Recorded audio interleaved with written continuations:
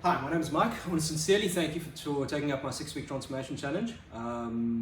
It takes a lot. It takes a lot of guts to be able to commit to something like this. And unfortunately, the way marketing works, it always focuses on our insecurities, and a lot of people take up these sort of things because they hate the way they look or hate the way they feel.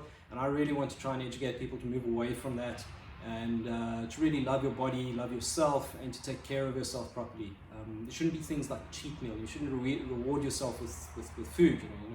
You're not a dog. I love dogs, but that's not how it should be. You should just not want to put bad stuff into your body because you're taking good care of yourself the way that you would take care of somebody else that you really cared for. If you really had a lot of respect for somebody and you really wanted the best for them, and you were pretty certain of what they should be doing to achieve it, you wouldn't let them do things. You wouldn't let them miss a day of taking care of themselves. You wouldn't let them miss their yoga or their meditation. You wouldn't let them get out of control or reckless with their food. Having said that, life happens. Life happens, and we're all normal. I've eaten more carbs and sugar during this lockdown than I've done in a long time. And I can feel it. I can feel my body. I can feel I'm starting to have headaches. I'm starting to feel a bit more fatigued than what I usually do.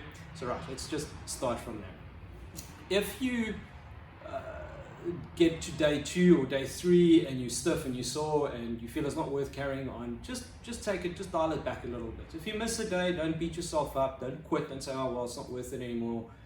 Just stick with it, just come back. So if you miss a day, just do the next day when it comes up. So you're going to get 5 workouts for a week. You can pick your rest day. I normally try and train from a Monday to a Wednesday, take a Thursday off, and then do a Friday and Saturday. It's no problem if you do all 5 days in a week, that's also great. If you can add on the days that you rest, if you can at least try and do something a little bit active, even if it's just 5 minutes of stretching, that'll be great. At least, hopefully we stay in this, hopefully they relax the lockdown completely, but at least for now, we're allowed to go for a walk. And then just get outdoors, just have a little bit of a walk on your rest day. That's what we call an active rest day. The way that the programming works, although it'll look that you're getting the same exercises every day, similar exercises, you're always going to end up doing squats, always going to end up doing push-ups. The methodology that I teach comes from CrossFit. CrossFit focuses on energy systems. Now, we won't be able to do all 3 as aggressively as you do if you go to a normal CrossFit facility, because there's a lot of weight training and resistance training required to work on the phosphagen energy phase or energy system, and that is the one that is required for your 1 rep max lifts. That's your strength, your brute strength, but that's not a problem at all, that we can't be able to focus on that. So we're going to be focusing on the aerobic and the anaerobic threshold. If you want more details, you want to get into the technicality of that, you want to nerd out and all the specs on that, just send me a message, say please send me more info about these energy systems, and I will send you the literature that's available on that. I'm not going to bore you with all the techniques. So the difference, for instance, is if I told you to do 45 push-ups and 45 sit-ups, as opposed, and you just did it for time and you took your own time and how long you're going to take doing it, or I say do 21 push-ups, 21 sit-ups, then 15, then 9 as quickly as possible, that has a completely different effect on how your body's going to respond to that. So we will have, let's say day 1, we will focus on a short time domain, which is as an example. I don't have my program in front of me. There'll be a short time domain, it'll be a bit of a sprint.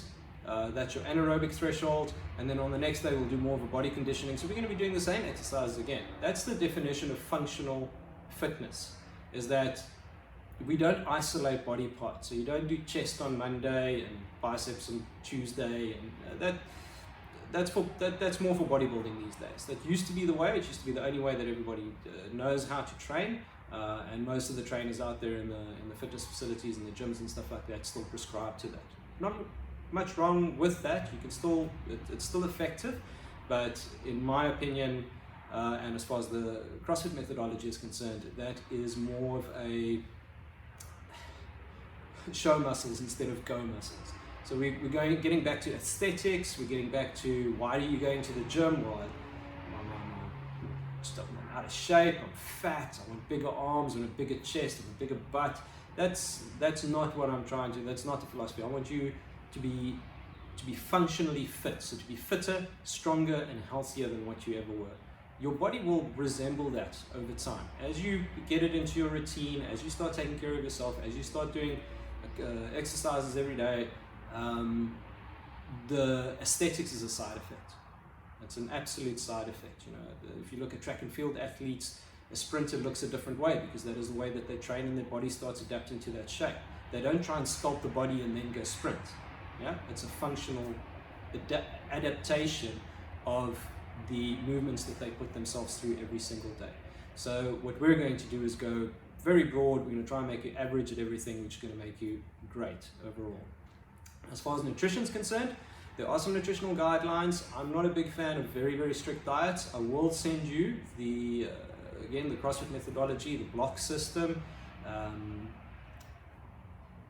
and you can read through it, and you can adapt it, and you can take it on if you want. That is not sustainable. That is more of a 6 week or 8 week, or maybe I wouldn't even say 3 months. You're going to get cranky because you're going to be malnourished after a while.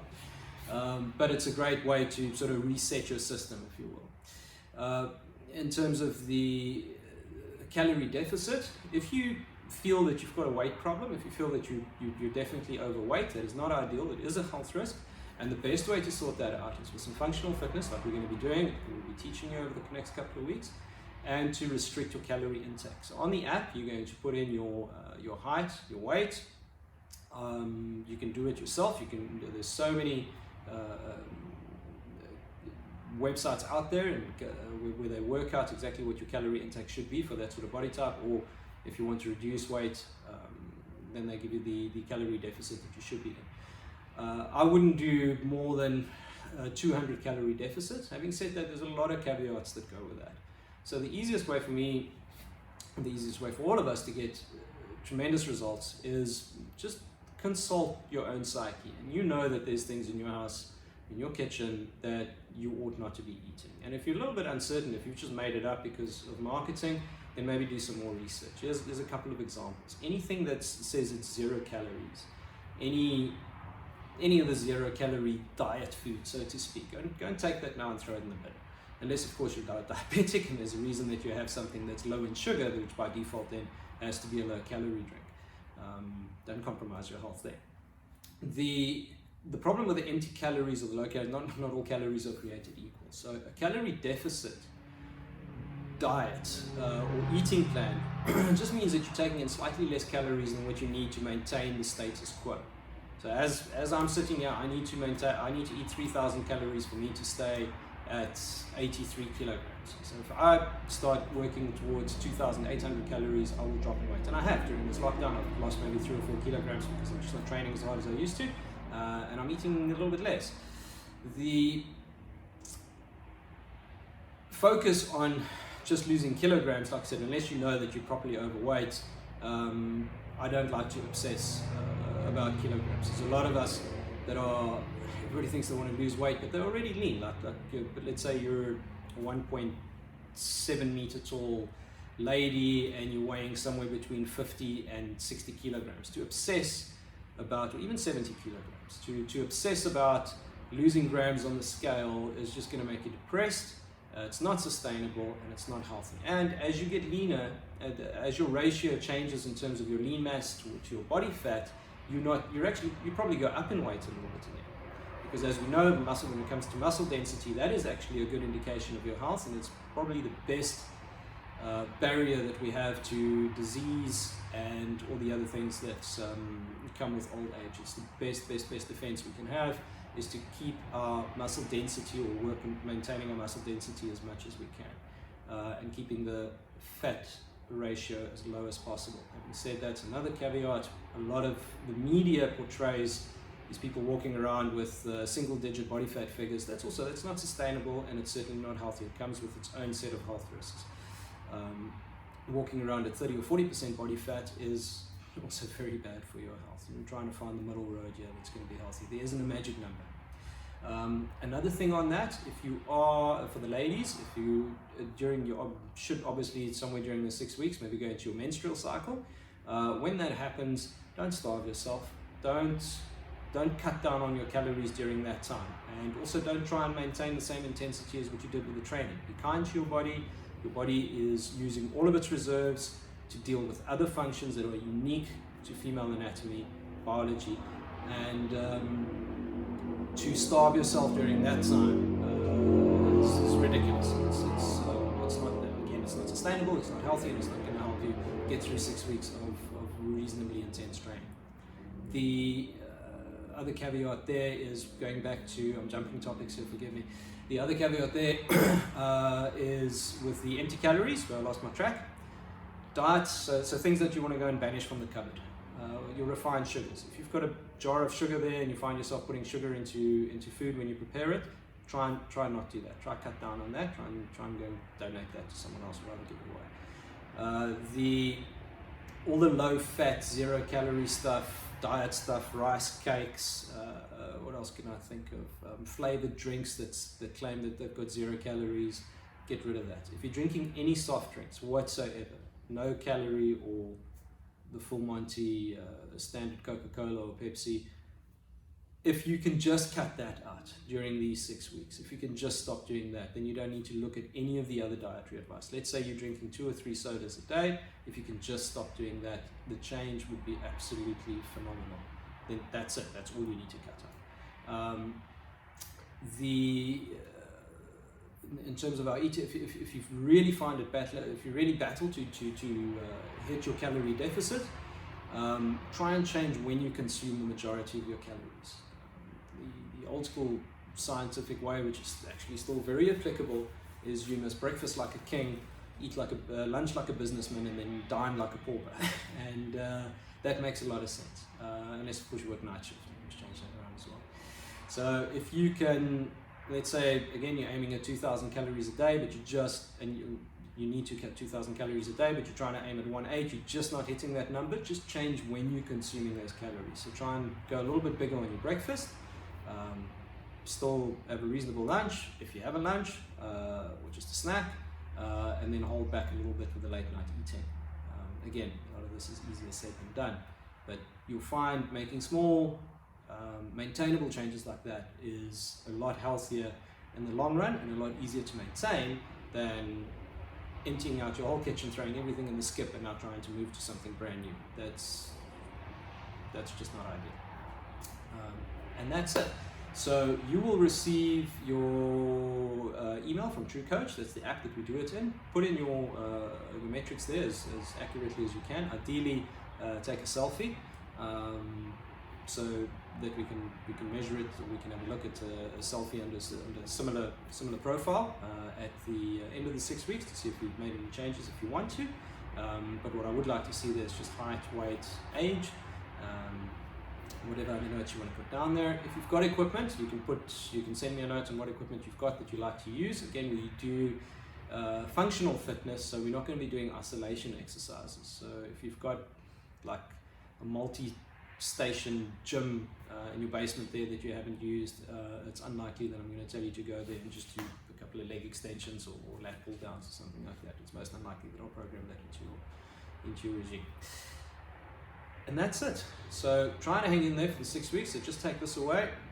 Let's see where and how we can restrict. We can get into a bit of a calorie deficit if we need to. Obviously, if you're walking around with a low body fat and you're happy with your body weight and you're eating healthy already, then this isn't part of your 6 week challenge. And we're just going to see how we can improve your mobility, how we can improve your fitness by targeting your aerobic and anaerobic threshold, and how we can improve your strength and your mindset and just how you feel about yourself.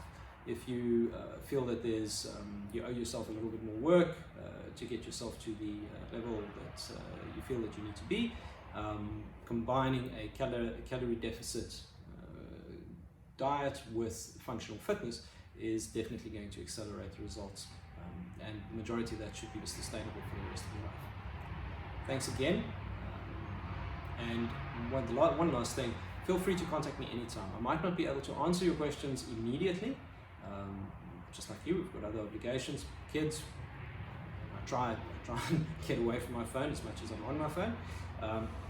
But certainly, you do have direct access to me. If you don't like an exercise, sometimes you're just gonna do it. But if there's a reason that you can't do the exercise, if you're not sure how to do the exercise, if you're not sure what the desired stimulus is, back to desired stimulus on the workouts.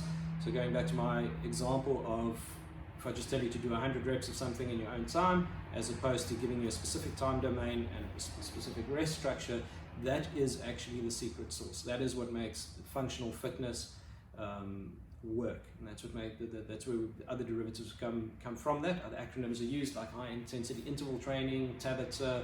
These are all variations of the same methodology. So what we're looking to achieve, I will program your rest.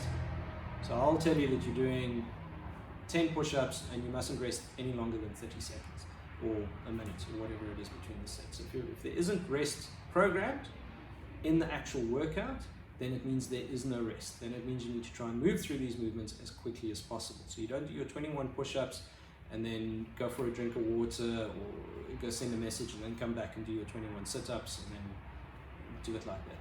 Almost everything is for time.